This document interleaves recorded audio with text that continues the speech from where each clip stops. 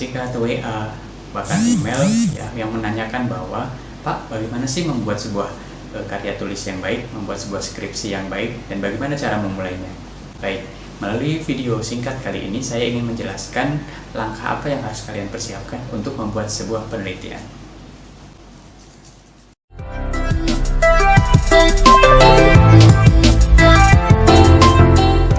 Bagaimana cara memulai sebuah penelitian?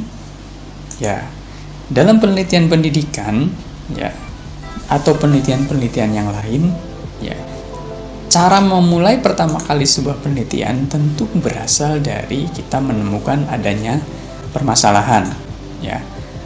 Jadi ketika kita sudah bisa menemukan ada masalah, berarti itu tanda bahwa Anda ya bisa melanjutkan ke tahap selanjutnya, ya. Jadi kalau misalkan kita tidak menemukan atau tidak mengalami adanya masalah, ya itu berarti Anda belum terasa, ya, Anda belum memiliki rasa untuk meneliti. Tapi ketika Anda yang menemukan adanya sebuah permasalahan, ya, maka itu tanda yang baik, ya, untuk sebagai langkah awal untuk melanjutkan ke tahap penelitian. Tapi ya tidak semua masalah itu punya level yang sama, ya. Nah, sebelum masalah itu diselesaikan, kita harus berpikir kira-kira masalah ini, ya, masalah yang ringan atau sedang atau berat, ya. Nah, kalau dia masalahnya ringan, ya, cara mengatasinya tentu akan berbeda dengan masalah yang berat, ya. Oke, masalah ringan itu dalam arti bahwa masalah ini ya memang dialami atau biasa dialami oleh siswa gitu ya, atau memang masalah ini ya masalah biasa, masalah umum gitu kan, ya. Nah, ada dua cara ya sebenarnya yang bisa kita lakukan. Saya ringkas menjadi dua cara, ya. Pertama, kita bisa gunakan cara trial dan error untuk mengatasi masalah tadi, ya. Atau cara yang kedua adalah melakukan penelitian, ya. Nah, level masalah yang ringan sebenarnya cukup bisa diselesaikan dengan trial dan error. Dalam arti, ketika masalah ringan itu masalah umum yang sudah pernah orang menyelesaikan masalah tersebut atau sudah ada hasilnya, ya maka kita langsung gunakan solusi yang sudah ditawarkan itu. Ya, kita langsung coba, ya. Oke ya. Atau masalah-masalah ringan yang lainnya. Nah, kedua jenis cara mengatasinya ini punya sisi positif dan negatifnya masing-masing, ya. Kita coba misalkan dengan cara trial dan error. Trial dan error itu maksudnya uji coba, ya, dicoba-coba. Nah, masalah yang diselesaikan dengan cara trial dan error itu umumnya bisa diselesaikan dengan cara dengan melalui tahapan yang relatif singkat, ya. Kemudian hasilnya juga bisa kita ketahui, gitu kan. Jadi masalah yang penyelesaian masalah dengan konsep trial dan error ini cocok untuk masalah yang simple, ya, artinya tidak perlu menggunakan penelitian, ya. Tapi sisi negatifnya, ya, kita tidak bisa mengukur sebenarnya, ya, risiko, ya, dari penerapan ini gitu loh. Sehingga karena tidak bisa mengukur, ya pada akhirnya kurang bisa dipertanggungjawabkan secara ilmiah. Jadi ketika kita menemukan permasalahan pendidikan, ketika kita selesaikan dengan konsep trial dan error, ya ini anggap saja sebagai masalah biasa yang kita bisa selesaikan tanpa harus melalui penelitian. Beda dengan penyelesaian masalah menggunakan penelitian, ya. Dalam penelitian ada kerangka berpikir yang disebut sebagai metode ilmiah, ya, tahap-tahap, ya, yang digunakan untuk menyelesaikan sebuah permasalahan, ya. Nah, dalam metode ilmiah, ya, permasalahan yang diselesaikan dengan penelitian itu kita dapat mengukur resikonya gitu, sehingga dapat dipertanggungjawabkan secara ilmiah. Nah, masalah yang diselesaikan dengan penelitian, ya, sebaiknya merupakan masalah-masalah yang agak kompleks, ya, yang cukup kompleks. Artinya tidak hanya melibatkan variabel-variabel yang mudah gitu loh untuk diselesaikan tanpa harus diteliti, ya. Namun dia punya kekurangan prosedur yang relatif panjang dan kemudian mempunyai memerlukan waktu dan biaya yang cukup besar. Nah, jadi sampai sini mungkin Anda harus paham bahwa ketika kita mengangkat sebuah permasalahan ya, untuk melakukan penelitian, katakanlah gitu ya, Anda harus tahu apakah masalah yang kita angkat ini ya itu layak untuk diteliti atau tidak gitu loh ya, karena tidak semua permasalahan itu harus diselesaikan dengan penelitian gitu ya. Jadi Anda harus bisa menganalisis. Jadi semakin berkualitas masalah yang diangkat ya semakin baik kemudian ketika kita selesaikan dengan penelitian ya. Tapi ketika masalah yang kita angkat itu tidak berbobot dalam tanda kutip ya, tidak mempunyai bobot penelitian ya, artinya masalah biasa gitu kan ya, kita cukup selesaikan dengan cara trial dan error tadi gitu ya, dengan uji coba gitu kan, maksudnya menerapkan dari solusi yang sudah pernah orang lain tawarkan. Oke, nah kita fokus ke permasalahan penelitian. Anggap saja kita sudah punya permasalahan penelitian ya, kita sudah mulai mau mengangkat permasalahan penelitian. Nah, bagaimana sih karakteristik ya dari permasalahan yang layak untuk diteliti tadi gitu kan? Ya, saya merangkumnya ada 3 hal besar ya. Pertama, masalah itu harus mempunyai nilai kebaruan ya, baru itu layak diteliti. Kemudian masalah itu ya, atau penelitian itu mempunyai dampak yang signifikan ya, luas gitu kan. Kemudian masalah yang diselesaikan itu tidak hanya sekedar menjawab apa ya, tapi juga bagaimana. Oke, saya jelaskan satu persatu ya. Ya, dalam penelitian ya, teori penelitian mengatakan bahwa semakin baik hasil penelitian itu adalah semakin bernilai kebaruan yang tinggi gitu ya. Kebaruan atau istilah lainnya novelty itu merupakan unsur utama dari sebuah karya tulis. Jadi masalah yang diteliti itu bukan pengulangan ya.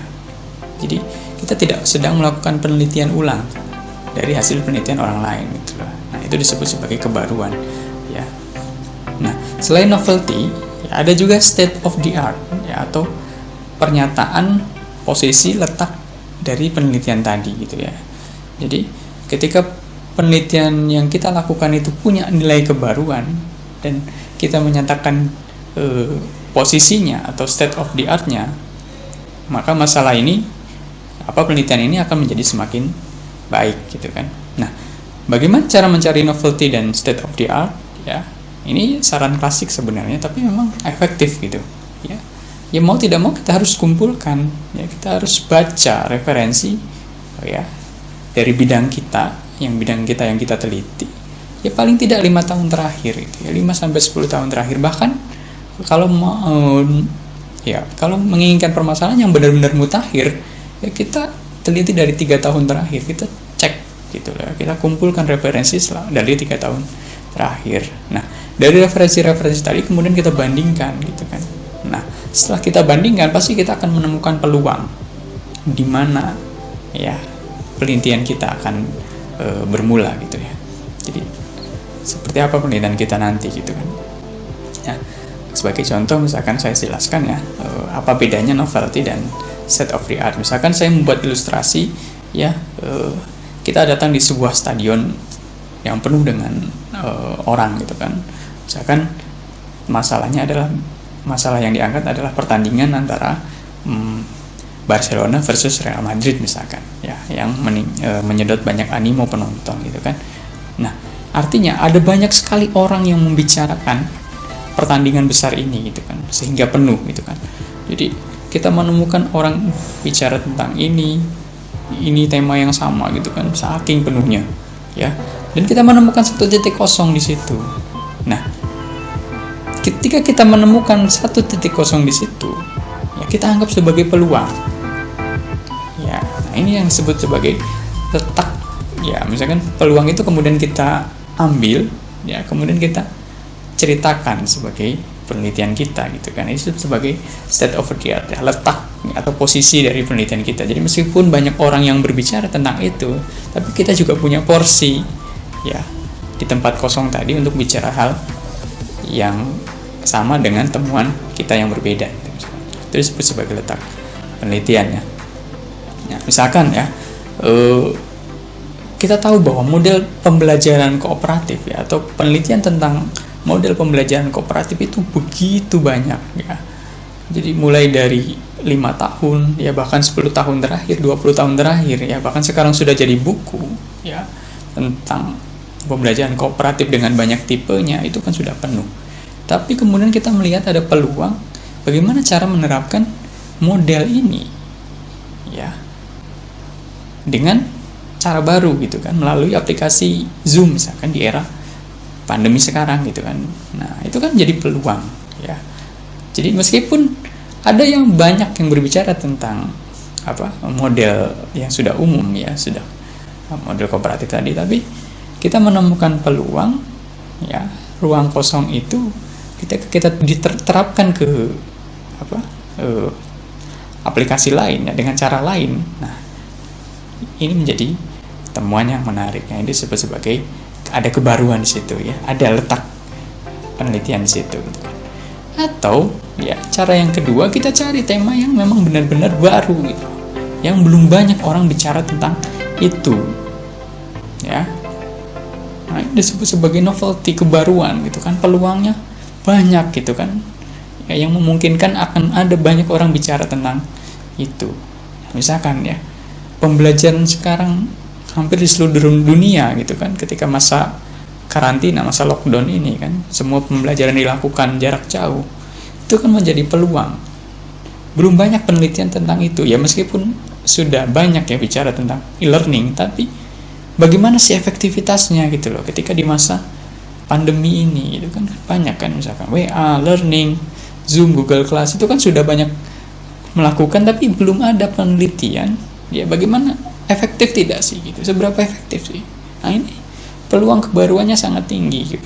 Jadi ketika Anda mengambil peluang ini, sudah pasti ya bicara tentang ini ya, sudah pasti ya Anda akan menemukan banyak sekali kebaruan di situ ya. Nah, ini layak untuk diteliti ya. Jadi mudah-mudahan cukup paham ya bagaimana kemudian kita menganalisis ya sebuah permasalahan sehingga dia mempunyai peluang kebaruan. Oke. Yang kedua ya, masalah yang layak diteliti itu adalah masalah yang punya dampak yang signifikan ya. Nah, maksud dari dampak signifikan ini adalah ketika kita bicara tentang penelitian, itu kan kita bicara tentang solusi, hasil gitu kan. Nah, apakah hasil itu bisa menyelesaikan semua permasalahan ya dalam satu kelas, dalam satu sekolah, atau dalam satu negara, bahkan satu dunia? Itu berarti mempunyai dampak yang signifikan. Jadi tidak hanya sekedar masalah yang hanya menyelesaikan permasalahan satu atau dua orang individu gitu kan, terlalu kecil dampaknya. Tapi kalau dia bisa menyelesaikan bahkan satu kelas gitu kan, minimal satu kelas gitu kan, bahkan satu dunia katakanlah, itu berarti layak untuk diteliti ya. Nah, misalkan saya ambil contoh lagi ya, kita kan lagi sedang rame ya dengan masa pembelajaran daring ini gitu kan. Nah, misalkan kita memerlukan formula yang cocok gitu ya, model yang cocok atau teknik yang cocok untuk menjaga efektivitas dari pembelajaran. Artinya kualitas pembelajaran tetap terjaga, tapi kemudian secara online gitu kan, gimana caranya gitu kan, butuh penelitian kan. Jadi kalau misalkan itu ada temuan tentang model tertentu yang bisa ya menjaga kualitas ADI, itu kan dampaknya bisa dipakai ya oleh hampir semua orang gitu kan, kalau misalkan dia membaca hasilnya gitu ya. Jadi nilai kebaruannya tinggi ya, dampaknya juga luas ya. Oke. Nah, yang terakhir adalah permasalahan yang diselesaikan itu bukan hanya sekedar menjawab apa, tapi juga bagaimana. Ini tambahan dari saya, tapi memang penting gitu kan. Jadi ketika kita menyelesaikan sebuah permasalahan penelitian, kita tidak sedang mencari ya hitam dan putih, ya baik dan buruk, benar dan salah gitu kan.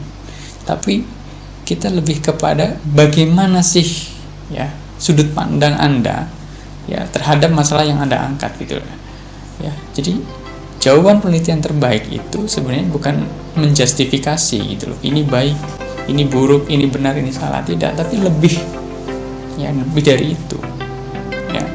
Jadi Anda harus menjelaskan secara ilmiah dengan proses yang terukur ya, sehingga penyelesaiannya juga tepat gitu loh ya. Mudah-mudahan paham ya.